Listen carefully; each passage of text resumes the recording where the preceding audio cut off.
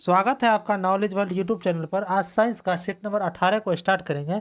उससे पहले जो भी दोस्त पिछला वीडियो को नहीं देखे हैं वो चैनल के प्लेलिस्ट में जाकर के पिछला वीडियो को देख लें, तथा जो भी दोस्त चैनल पर नए हैं वो चैनल को सब्सक्राइब कर लें तथा अपने दोस्तों में भी उसे शेयर कर दें। आज का पहला प्रश्न को देखते हैं। पहला प्रश्न है कि निम्न में से कौन सी तापमान की एसआई इकाई है। तापमान का एसआई इकाई पूछा है तो तापमान का एसआई इकाई केल्विन होता है, और सेल्सियस जो है ये तापमान का सीजीएस मात्रक होता है। अगला प्रश्न है कि मात्रक कूलम बटा सेकेंड का दूसरा नाम क्या है। देखिए कूलम बटा सेकेंड जो है ये धारा का मात्रक यानी विद्युत धारा का ये मात्रक है। ठीक, देखिए विद्युत धारा आई बराबर फार्मूला होता है Q/T। ठीक, यहाँ जो Q है ये है विद्युत धारा पर लगा हुआ आवेश लगा है, और T जो है ये समय है।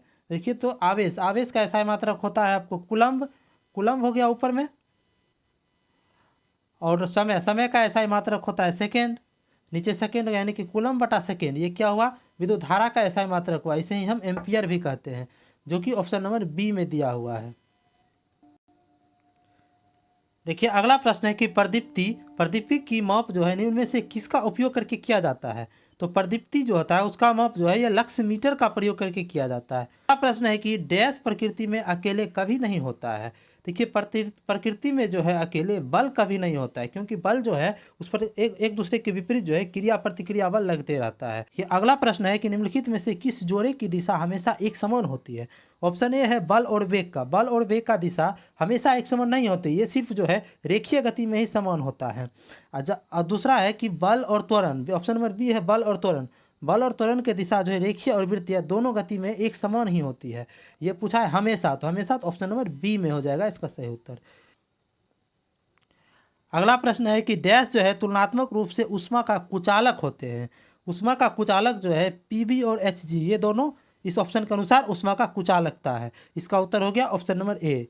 चलिए अगला प्रश्न है कि निम्नलिखित में से कौन सा उपकरण विद्युत प्रवाह के तापन प्रभाव पर आधारित नहीं है। ऑप्शन ए दिया हुआ है कि इलेक्ट्रिक बल्ब। देखिए बल्ब जलता है तो उससे टेम्परेचर भी निकलता है, ये तो सही हो जाएगा, तापन प्रभाव पर आधारित है। ऑप्शन बी है कि इलेक्ट्रिक हीटर, ये भी तापन प्रभाव पर आधारित है। ऑप्शन डी है इलेक्ट्रॉनिक आयरन, ये भी तापन प्रभाव पर आधारित है ही।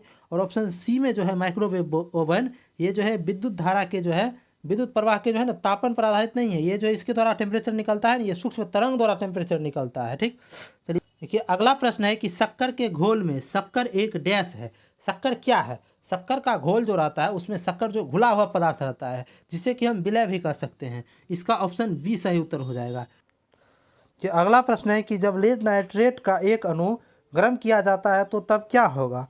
इसका सही उत्तर होगा ऑप्शन नंबर सी, होगा कि NO2 गैस के 2 मोल उत्पन्न होते हैं।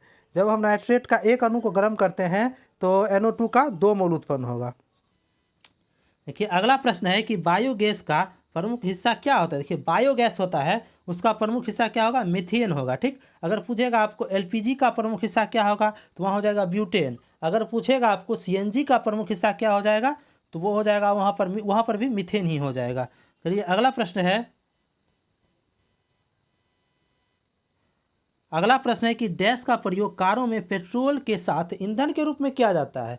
पेट्रोल के साथ ईंधन के रूप में एथेनॉल का प्रयोग किया जाता है। एथेनॉल का फार्मूला होता है C2H5OH। चलिए अगला प्रश्न है कि निम्नलिखित में से एथेनॉल किससे प्राप्त किया जाता है। एथेनॉल जो है वो किण्वन विधि द्वारा प्राप्त किया जाता है। जब गन्ना का यानी कि ग्लूकोज का किण्वन किया जाता है तो एथेनॉल का निर्माण होता है। इसका उत्तर हो जाएगा ऑप्शन नंबर सी।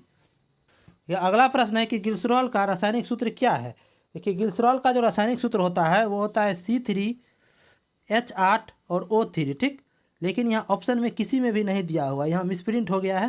देखिए इसका उत्तर लिख लीजिए आप, ग्लिसरॉल का रासायनिक सूत्र C3H8 और O3 होगा। अगला प्रश्न है कि डैश को किसी वस्तु में मौजूद पदार्थ की मात्रा के रूप में परिभाषित की जाती है। पदार्थ के मात्रा के रूप में ये जो है द्रव्यमान को परिभाषित की जाती है। चलिए अगला प्रश्न है कि 1 और 2 रुपये के सिक्के डैश से बने होते हैं। देखिए 1 और 2 रुपये के सिक्के जो होता है वो होता है फेरिटिक स्टेनलेस स्टील का बना होता है, और तांबा और निकेल के मिश्र धातु से बना होता है 5 रुपया और 10 रुपया का सिक्के।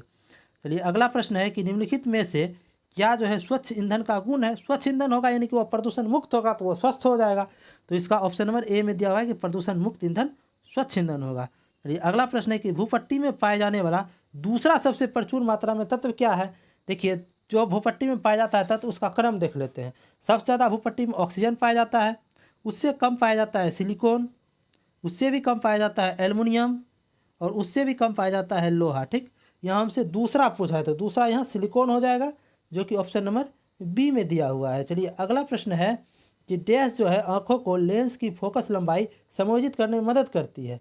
लेंस की जो फोकस लंबाई होती है उसको समायोजित जो है ये सिलियरी बॉडी करती है, इसे ही सिलियरी मसल्स भी कहते हैं। चलिए अगला प्रश्न है कि डैश मस्तिष्क के सोचने वाला प्रमुख भाग है।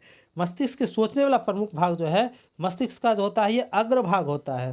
चलिए अगला प्रश्न है कि निम्नलिखित में से कौन सी प्रक्रिया से जो है कार्बन डाइऑक्साइड वातावरण से हटती है। ठीक ना, देखिए जब प्रकाश संश्लेषण होता है तो पौधे जो है वातावरण से कार्बन डाइऑक्साइड लेती है और अपना भोजन बना करके जो है ऑक्सीजन को छोड़ देती है। यानी क्या हुआ कि कार्बन डाइऑक्साइड को वातावरण से हटा रही है, तो किस क्रिया में, तो प्रकाश संश्लेषण में, जो कि ऑप्शन नंबर ए में दिया हुआ है। चलिए ये आज का अंतिम प्रश्न था।